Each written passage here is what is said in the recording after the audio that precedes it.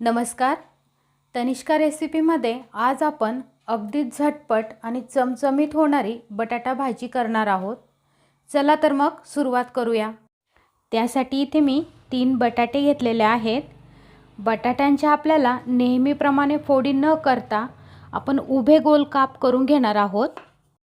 इथे मी बटाट्याची साल काढून घेतलेली नाही आहे. तुम्हाला वाटत असेल तर तुम्ही काढू शकता. इथे मी सगळे बटाटे कापून घेतलेले आहेत. तुम्ही पाहू शकता इथे मी बटाटे खूप पातळ असे नाही तर थोडे जाडसर असे कापलेले आहेत. आपण आता हे बटाट्याचे काप 2 पाण्याने स्वच्छ धुवून घेणार आहोत. इथे मी बटाटे स्वच्छ धुवून घेतलेले आहेत. आपण हे बटाट्याचे काप असेच थोडा वेळ पाण्यात ठेवणार आहोत. आपण आता भाजी बनवायला सुरुवात करू. भाजीसाठी इथे मी गॅसवर कुकर ठेवलेला आहे. कुकरमध्ये 1 पळी तेल ॲड करू. तेल चांगलं तापलं की त्यात अर्धा चमचा जिरं, अगदी चिमूटभर हिंग ॲड करायचं आहे. त्यानंतर 1 चमचा ठेचलेला लसूण घेतलेला आहे. लसूण आणि जिरं तेलात चांगलं परतून घ्यायचं आहे. त्यानंतर 7-8 कढीपत्त्याचे पानं ॲड करायचे आहेत. कढीपत्त्याने ह्या भाजीला खूप छान असा फ्लेवर येतो आणि भाजीचा स्मेलही मस्त येतो. आता आपण ह्यात बारीक कापलेला टोमॅटो ॲड करू. हा टोमॅटो आपल्याला तेलात चांगला परतून घ्यायचा आहे. 1 मिनिट टोमॅटो तेलात चांगला परतून झाला की त्यात मसाले ॲड करायचे आहेत. 1 चमचा लाल मिर्च पावडर, अर्धा चमचा गरम मसाला, पाव चमचा धनेपूड, पाव चमचा हळद. मसाले ॲड करून तेलात चांगले मिक्स करून घ्यायचे आहेत.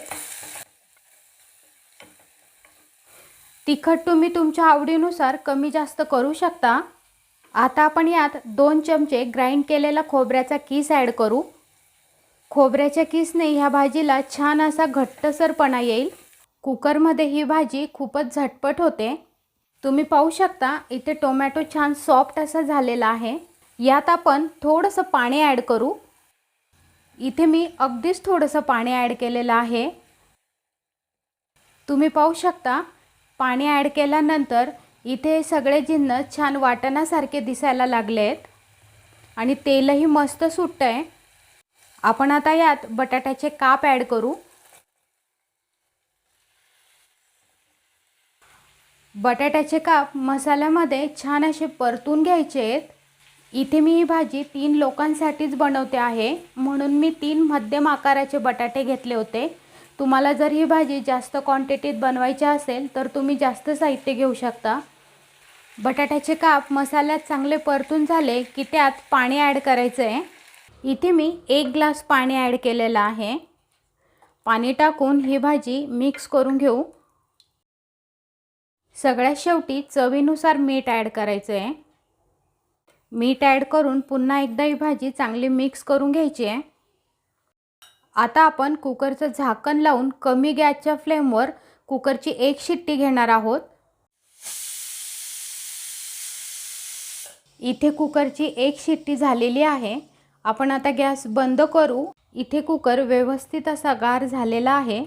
आपण आता कुकरचं झाकण काढून घेऊ.